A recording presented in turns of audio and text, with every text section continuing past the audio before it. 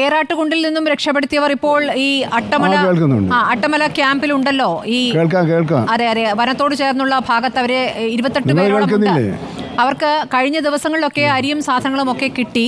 പക്ഷേ ഇന്നേക്ക് അവർക്ക് അരി കുറവാണ് എന്ന് പറയുന്നു. ഇന്ന് അവിടെ ഒരു ഉദ്യോഗസ്ഥർ അങ്ങോട്ട് എത്തിയിട്ടുമില്ല. ഞാൻ കേൾക്കുന്നുണ്ട്. നിങ്ങൾ കേൾക്കുന്നുണ്ടോ? ഉവ്വ്, കേൾക്കുന്നുണ്ട്. എൻ്റെ ചോദ്യം ഞാൻ ചോദിച്ചു കഴിഞ്ഞു.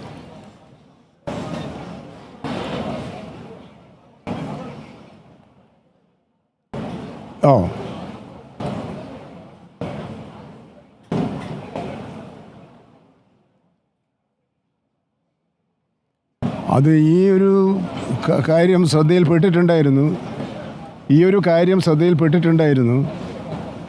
അവിടെ ഉടനെ തന്നെ ഉത്തരവാദപ്പെട്ട ഉദ്യോഗസ്ഥന്മാരെ അയച്ചിട്ടുണ്ട്.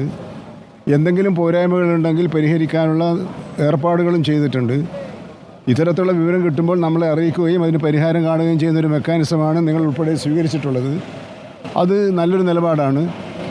വിഷയങ്ങൾ അറിയിക്കുക, പരിഹാരം കാണാൻ ശ്രമിക്കുക എന്നൊരു സമ്പ്രദായമാണ് നിങ്ങൾ ഉൾപ്പെടെ ഇവിടെ എല്ലാവരും സ്വീകരിച്ചിട്ടുള്ളത്.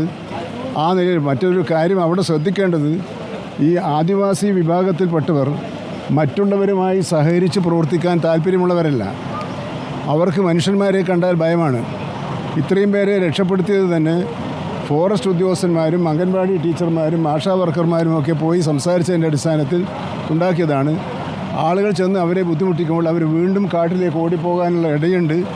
അതുകൂടി നമ്മൾ കണക്കെടുക്കാം. പക്ഷേ പോരായ്മകൾ ഉണ്ടാകാൻ പാടില്ല. അവർക്ക് ആവശ്യമായ മരുന്നും ഭക്ഷണവും വെള്ളമെല്ലാം ഉറപ്പുവരുത്തണം. ആ കാര്യത്തിൽ ഒരു മുതിർന്ന ഉദ്യോഗസ്ഥനെ തന്നെ ഇപ്പോൾ അങ്ങോട്ടേക്ക് നിയോഗിച്ചിട്ടുണ്ട്. ശരി, വളരെ നന്ദി മിനിസ്റ്റർ. ഏതായാലും നമ്മുടെ വാർത്തയിൽ ഒരു തീരുമാനമായിരിക്കുന്നു. മുതിർന്ന ഉദ്യോഗസ്ഥൻ ഉടൻ തന്നെ ഈ ക്യാമ്പിലേക്ക് എത്തിച്ചേരുമെന്നുള്ള അവർക്ക് ഇന്നത്തേക്കുള്ള അരി ഇന്നത്തേക്കെന്നല്ല, കുറച്ച് ദിവസത്തേക്കുള്ള അരി എത്തിക്കേണ്ടതുണ്ട്. ഓരോ ദിവസത്തെയും കുറഞ്ഞ അളവിലാണ് കിട്ടിയതെന്ന് വേണം മനസ്സിലാക്കാൻ. അതാണ് അവരുടെ പ്രതികരണത്തിൽ നിന്നും വ്യക്തമായത്.